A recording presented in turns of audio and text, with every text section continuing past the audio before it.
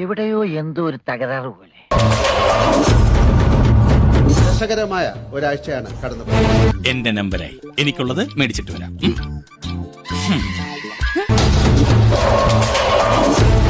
എന്താണ് പിയ? ജാങ്കോ, നീ അറിഞ്ഞ ഞാൻ പെട്ടു. ഇല്ലെന്ന് പറഞ്ഞാൽ ഞാൻ തെളിവുകൾ കാണിക്കും.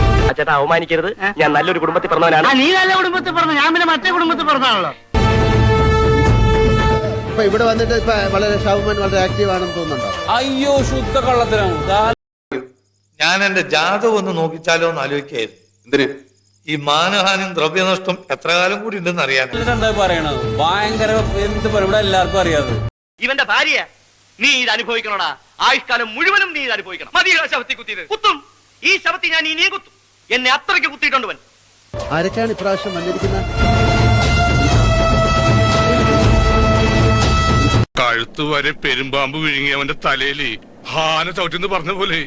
വല്ലാത്ത തലവേദന, ഞാനൊന്ന് കിടക്കട്ടെ.